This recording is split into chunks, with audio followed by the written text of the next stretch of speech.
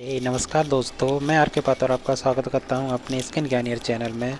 दोस्तों, कल मैंने अपना एक वीडियो डाला था जिसमें मैंने बताया था कि पोषण की कमी से त्वचा के कौन कौन से रोग होते हैं और हमारे शरीर में पोषण की कमी कैसे आती है। ये सारा मैंने कल अपने एक वीडियो में बताया था। उसमें मैंने सब कुछ विस्तार से बताया था और कल सब कुछ बताने के बाद मैंने कहा था कि वो कौन कौन सी बीमारियां होती हैं जिनको मैं आज आपको विस्तार पूर्वक बताऊंगा। जिसमें से हमारी सबसे पहली बीमारी है जो आज मैं स्टार्टिंग में आपको बताने जा रहा हूं।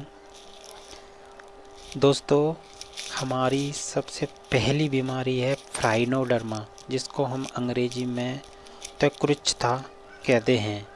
इसका कारण यह रोग विटामिन ए के पर्याप्त फैटी अम्ल, बिट बी और बिट ई की कमी से होता है। अर्थात कुल मिलाकर हम इसको बोल सकते हैं कि यह रोग हमारे शरीर में विटामिन ए की कमी से होता है। इस रोग को हम टोड स्किन या स्किन के ऊपर एक खुरदरी सी स्किन बन जाती है तो हम इसको टोड स्किन भी कहते हैं।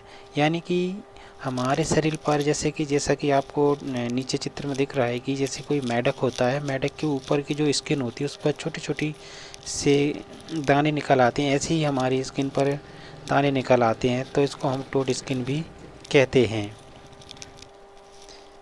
ये देखिए दोस्तों, आपको ये एक बॉडी है मनुष्य की जिसके शरीर पर ये छोटे छोटे जैसे मेढक की स्किन के ऊपर जो दाने होते हैं वो दिख रहे हैं। ये हमारा दूसरा डायग्राम है। ये एक छोटा बच्चा है और मैंने बता दूं आपको कि ये रोग ज़्यादातर छोटे बच्चों को ही होता है। आइए अब हम इस रोग के लक्षण के बारे में जानते हैं। दोस्तों, इस बीमारी में जो लक्षण होते हैं वो इस प्रकार हैं। इस रोग में पिछपतियाँ मरीज के घुटने, कोहनी और नितंब पर नुकीली छोटी छोटी कठोर पिटिकाओं के रूप में पाई जाती हैं। नंबर दूसरा है, शरीर की त्वचा रूखी हो सकती है। और नंबर तीसरा है, रात में कम या फिर बिल्कुल भी ना दिखाई देना, जिसको हम अंग्रेजी में नाइट ब्लाइंडनेस भी कहते हैं। तो ये बीमारी भी उनको हो सकती है। नंबर चौथा है, यह रोग मैंने पहले ही आपको बताया था कि यह रोग ज़्यादातर छोटे बच्चों को अधिक होता है।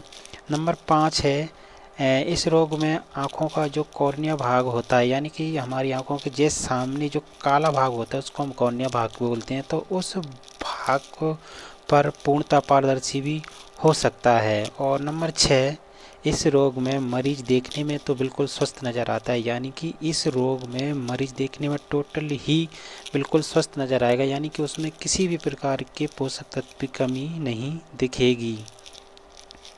जब मरीज का स्टूल यानी कि मल जांच करते हैं तब जाकर ही हमको पता चलता है कि इसमें कौन से परजीवी हैं। तब जाके हमें पता चलता है कि इस रोग में किस विटामिन की कमी से यह रोग हुआ है। आइए दोस्तों, जैसा कि हमने लक्षण जाने, अब इस रोग का हम किस प्रकार से ट्रीटमेंट यानी कि इलाज कर सकते हैं वो हम देखते हैं। दोस्तों, इस फाइनोडर्मा का इलाज हम निम्न तरीके से कर सकते हैं। नंबर 1 है कि इफ़ेक्टेड एरिया पर किसी भी प्रकार की मॉइस्चराइजिंग क्रीम लगा सकते हैं।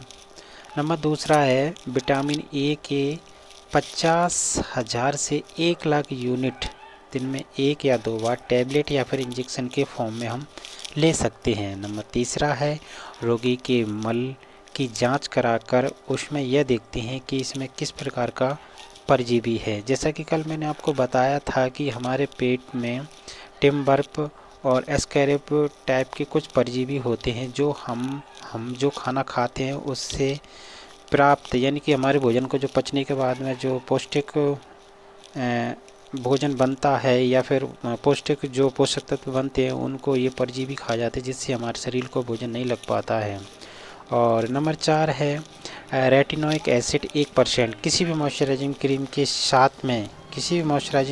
साथ में हम रात को एक बार लगाकर कल सुबह उसे पानी से धो लेना चाहिए। नंबर 5 है, रोगी को पीले गूदेदार फल, अंडा, भैंस का दूध, मक्खन, पनीर, गाजर, जैसा कि हम जानते हैं कि गाजर विटामिन ए का बहुत अच्छा स्रोत है, मछली का जिगर आदि का सेवन करना चाहिए। दोस्तों, जैसा कि आज हमने जाना कि पोषण की कमी से कौन सी बीमारियां होती हैं। उन समस्त बीमारियों में हमारी सबसे पहली बीमारी थी फ्राइनोडर्मा। तो दोस्तों कल मैं आपको पेलेग्रा यानी कि एक इसी पोषण की कमी से होने वाली बीमारी है पेलेग्रा, तो मैं उसके बारे में कल आपको विस्तार से बताऊंगा। दोस्तों अगर आपको मेरा ये वीडियो पसंद आया हो तो लाइक करें, शेयर करें और साथ ही सब्सक्राइब करना बिल्कुल ना भूलें और बेल आइकन भी दबा देना, जिससे मेरी आने वाली वीडियो आप तक सबसे पहले पहुंच सके। थैंक यू, धन्यवाद।